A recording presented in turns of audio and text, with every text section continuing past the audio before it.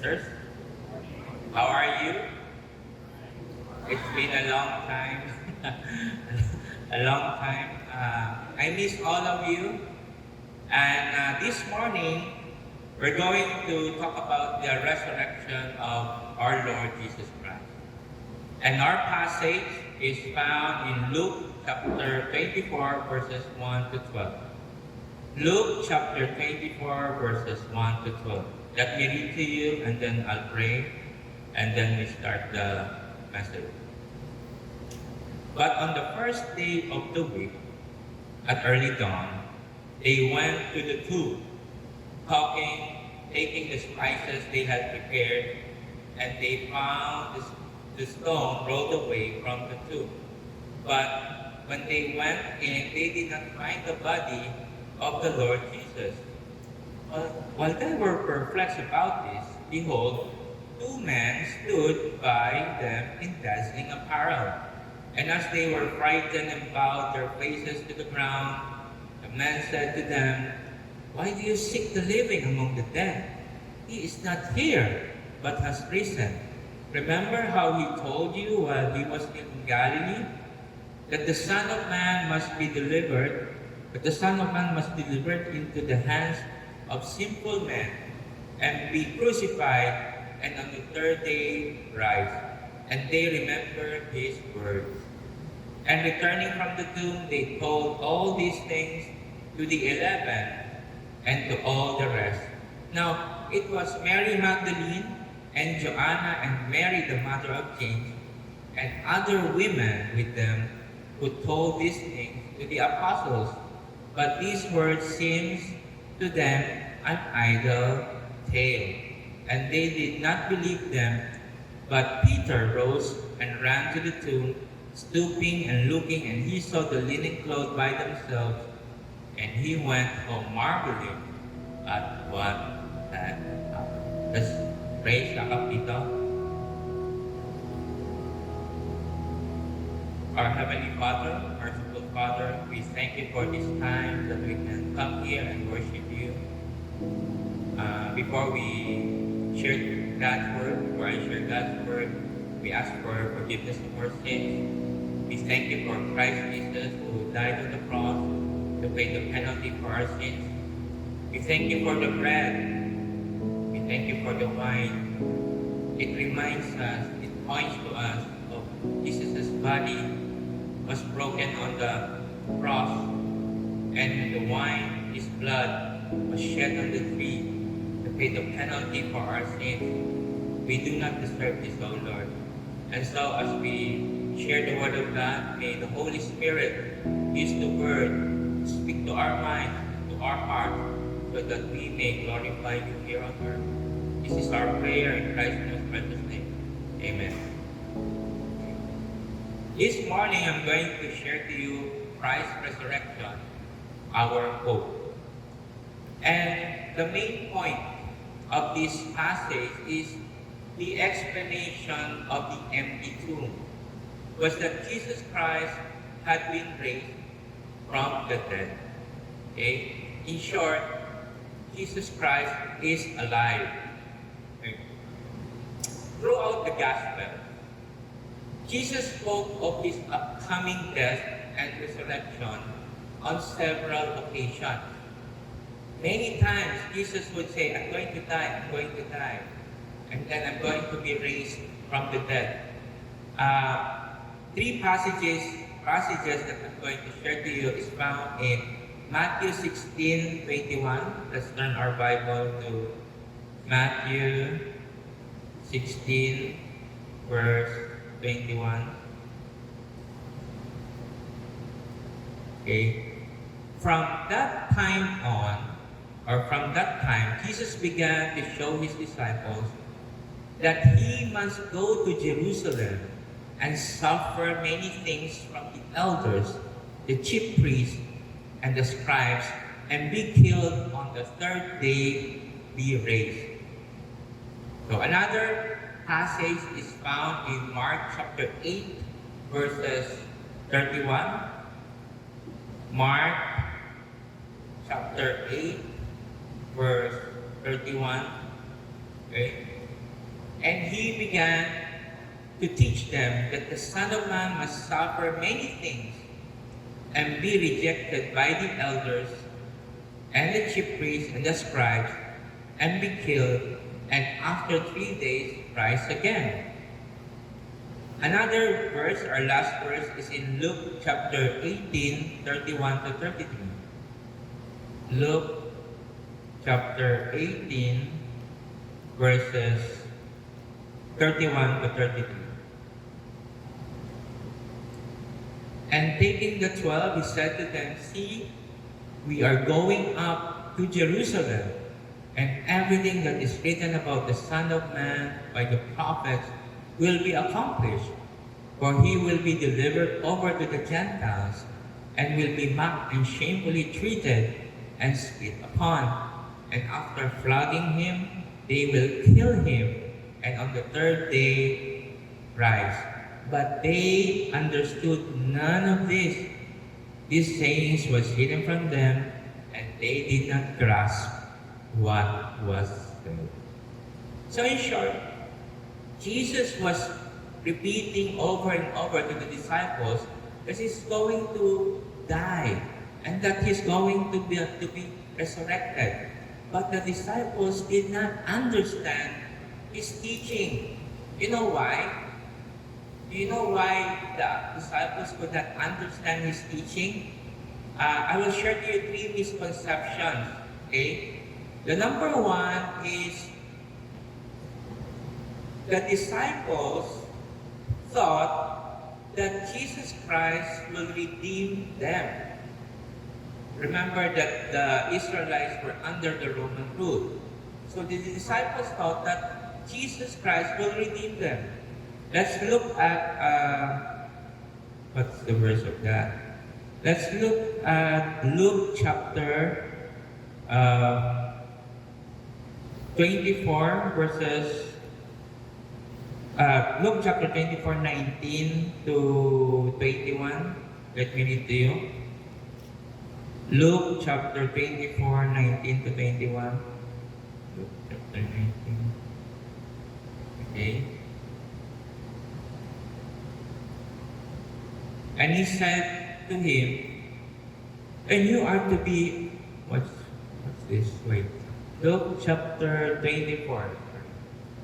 24. Okay. Wrong passage. Luke chapter 24, okay. And he said to them, What things? And they said to him, "Concerning Jesus of Nazareth, a man who was a prophet, mighty in deed and word before God and all the people, and how our chief priests and rulers delivered him up to be condemned to death and crucified him. But we had hoped that he is the one to redeem Israel." So in the minds of the disciples, Jesus Christ was the Messiah who will redeem them from the Roman rule. So they did not believe Jesus. Okay? But in contrast, Jesus told them in Luke chapter 24 and 25, okay, 24 and 25, okay, some of those who were with us in the tomb found, just as the women told him, "O foolish ones, and slow of heart to believe all the prophets have spoken. What is necessary that Christ should suffer these things, enter his glory?" And beginning with the Moses and all the prophets, he interpreted to them in all scriptures the things concerning himself. So Jesus Christ was teaching them na, no, starting from the Old Testament, it's already predicting that I'm going to die on the cross. I'm not going to be your, what? Liberator, to save you from the Roman rule. The second misconception why the disciples could not understand, okay, Jesus, is that they thought Jesus will be the king. Okay? Jesus will be the king, their political leader. This is found in verses 35, Mark 10:35 to 37. It says here that James and John, the son of Zebedee, came up to him and said to him, "Teacher, we want you to do for us whatever we ask of you." And he said to them, "What do you want me to do for you?" And they said to him, "Grant us to sit one at your right hand and the other to your left in your glory." So, James and John thought that Jesus Christ will be their king, will be their political leader. But Jesus Christ said, no. He said, "I'm not your political leader. I am your servant leader."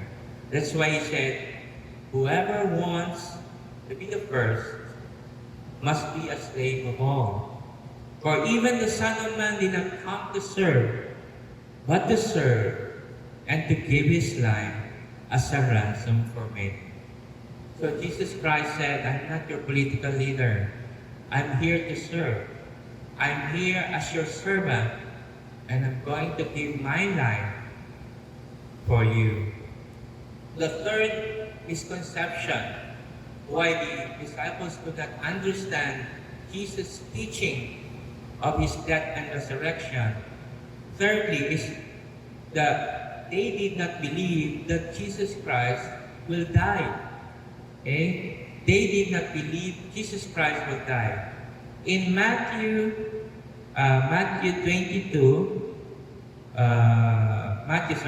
16, 22 and 23, let's read.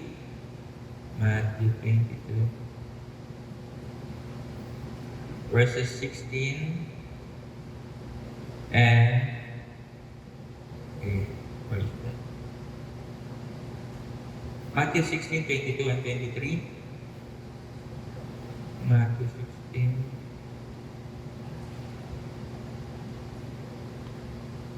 Yeah, 22 and 23.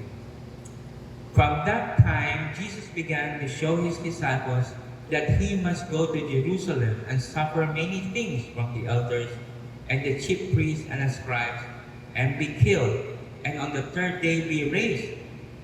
And Peter took him aside and began to rebuke him, saying, "Far be it from you, Lord.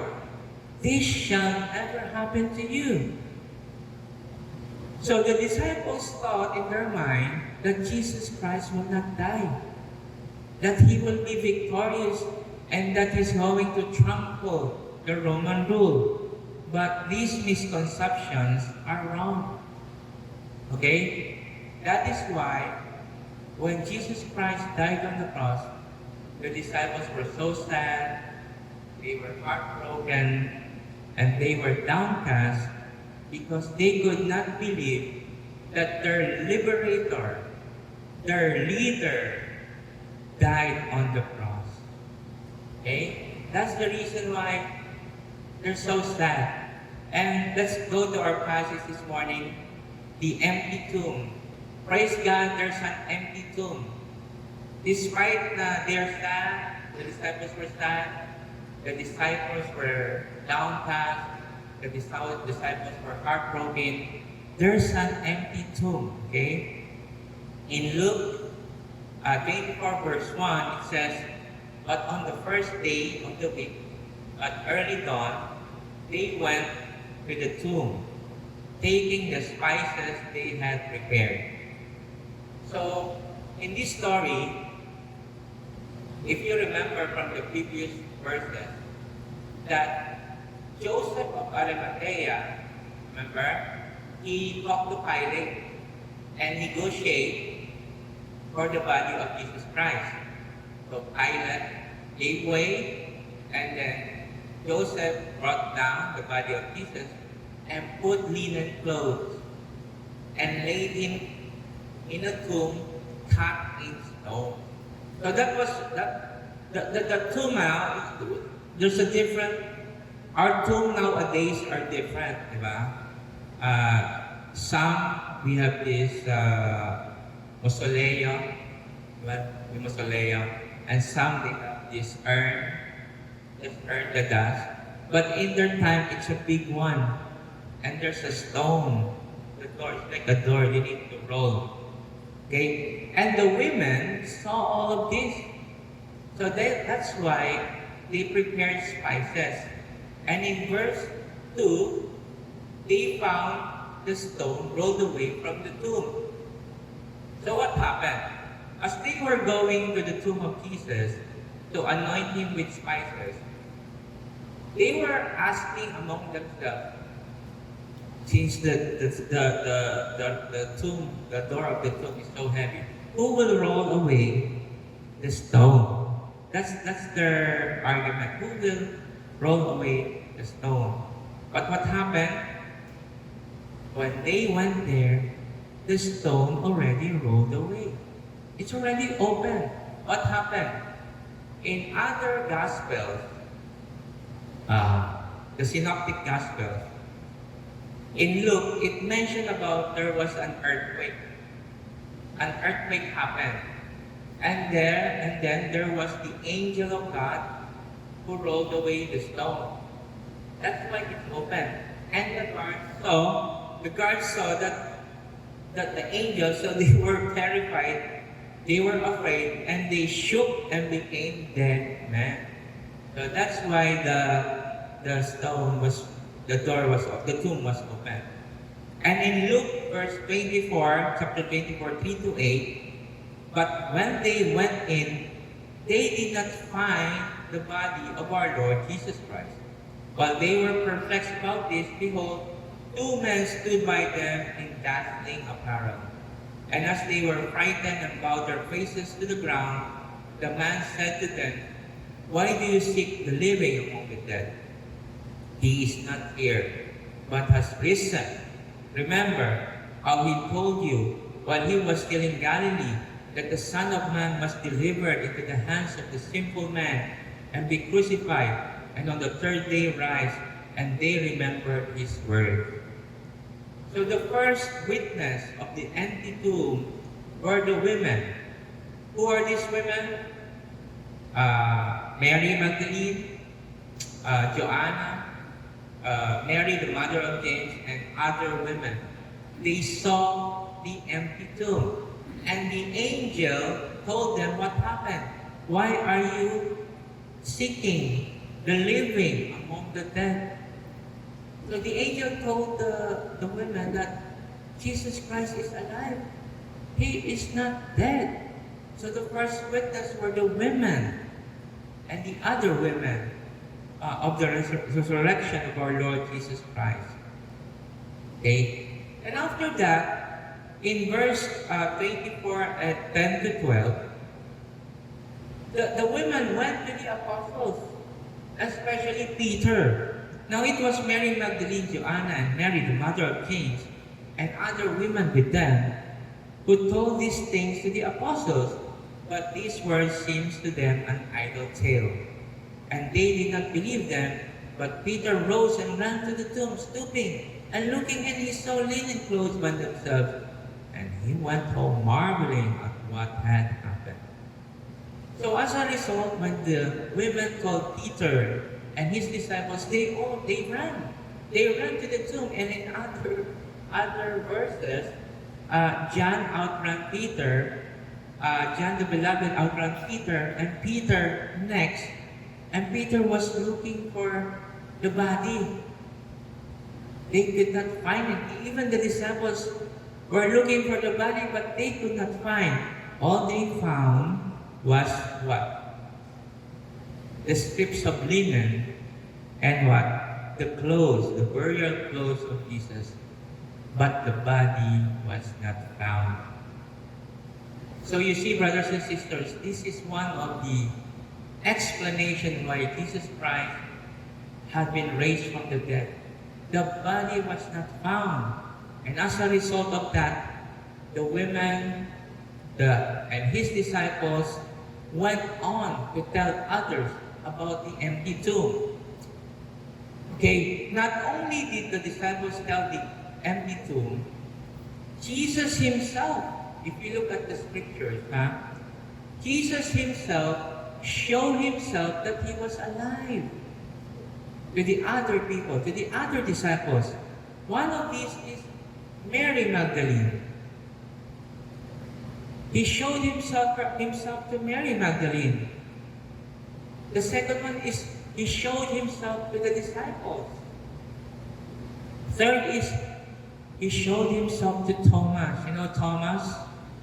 The doubting Thomas, one of the disciples. He said, unless he touched my side, remember? Thomas said, unless I touch his side, I will not believe. But when Jesus Christ showed himself to Thomas, he said, my Lord and my God. So he believed that Jesus Christ has risen from the dead. Not only to the disciples, but also, remember the disciples after the resurrection of Jesus Christ. I'm not sure why they were not doing the ministry of Jesus Christ, but they were what? Catching fish. They were catching fish. Probably they were merchants and they have a business in catching fish, fishing business. So Jesus Christ went to them. Jesus Christ went to them. And from now on, I told them, from now on, you will be fishers of men. And not only to the disciples, but also to the two men who are on their way to the village of Emmaus. Do you remember that?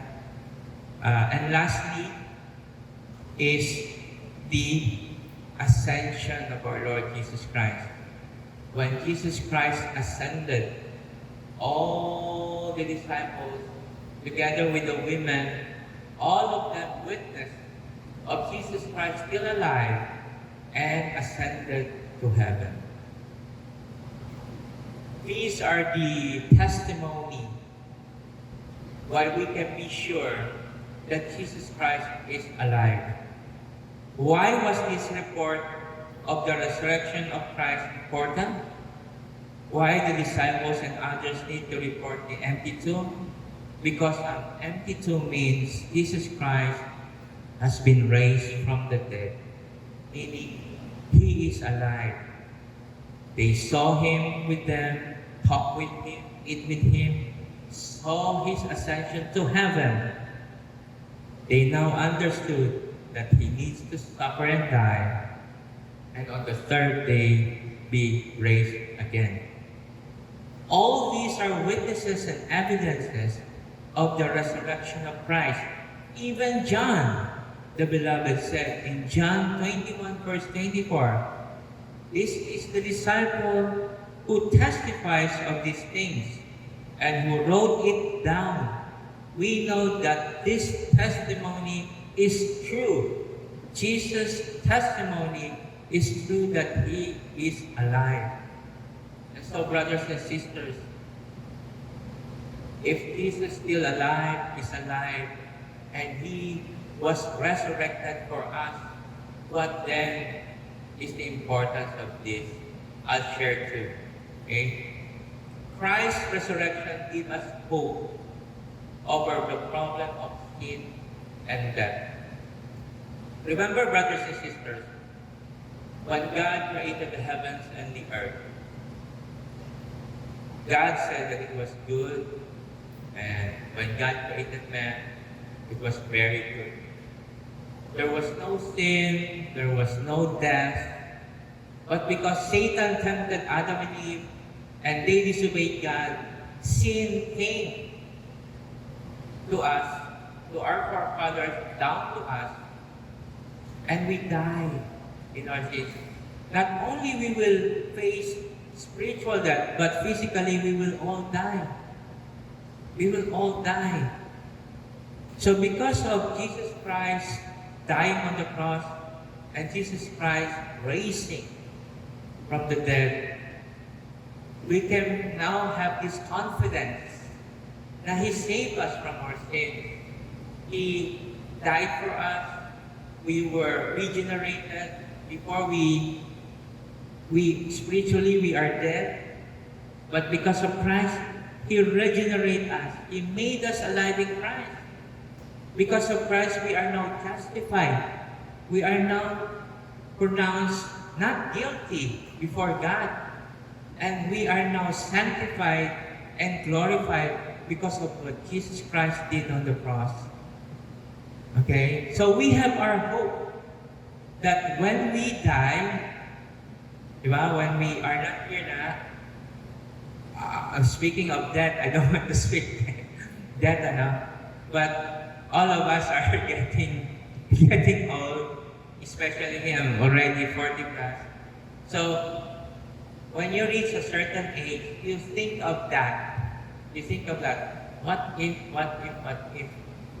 But thanks be to God. Because of Jesus Christ, we have this hope na when we die, because of Christ, we will live again with Him. Okay? The second one that I'm going to share is Christ's resurrection gives us hope.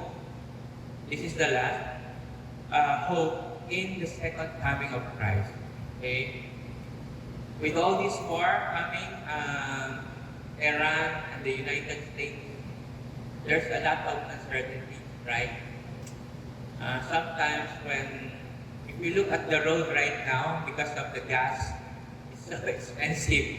There's I don't know if you experience traffic, but the past few weeks, when I drive to my project, there's no traffic. Before Makati, you go there for 1+ hours. 30 minutes or 40, you're already there. Nobody wants to go out because of the gas prices, because of the gas prices.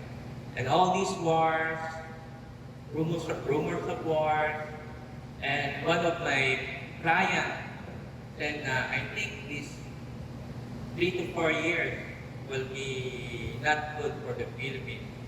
Just watch Langgao, stay put because of the politics and because of what's happening abroad. So there's uncertainty, okay? But with Christ, because He rose from the dead, we have this hope. We have this hope that when He comes back again, we will be with Him. And we will be glorified and we will be with Him forever. Let me end with this verse in 1 Thessalonians chapter 5, verses 1 to 11. 1 Thessalonians chapter 5, verse 1 to 11. Now concerning the times and the season, brothers, you have no need to have anything written to you, for you yourselves are fully aware that the day of the Lord will come like a thief in the night. While people are saying there is peace and security, then sudden destruction will come upon them as labor pains come upon a pregnant woman, and they will not escape. But you are not in darkness, brothers, for that day to surprise you like a thief. You are all children of light, children of the day. We are not of the night or of the darkness. So then let us not sleep as others do, but let us keep awake and be sober. For those who sleep, sleep at night, and those who get drunk at night. But since we belong to the day, let us be sober, having put on the breastplate of faith and love, and for the helmet of hope and salvation. For God has not destined us for wrath, but to obtain salvation through our Lord Jesus Christ, who died for us, so that whether we awake or sleep, we might live with Him. Therefore, encourage one another and build one another up, just as you are doing. So whether we are awake or sleep, we might live with Him. Let's pray. Our Heavenly Father, Lord, thank you for this time.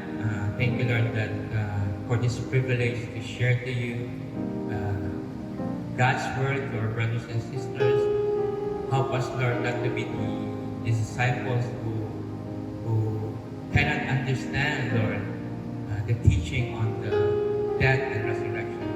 But, Lord, help us, Lord, through the power of the Holy Spirit, understand your word, understand the meaning of the resurrection, understand that you are alive, And because you are alive, Lord, we have hope.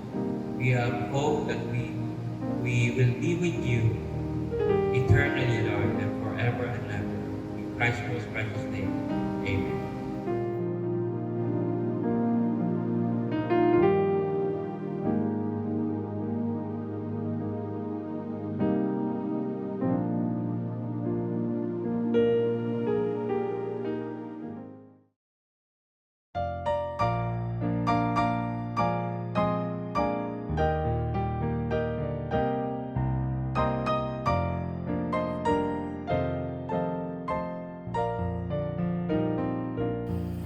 On a hill far away stood an old rugged cross, the emblem of suffering and shame. And I love that old cross where the dearest and best for a world of lost sinners was slain. So I'll cherish the old rugged cross till my trophies at last I lay down. I will cling to the old rugged cross and exchange it someday for a crown. Oh, that old rugged cross, so despised by the world, has a wondrous attraction for me. For the dear Lamb of God left His glory above to bear it to dark Calvary. So I'll cherish the old rugged cross till my trophies at last I lay down.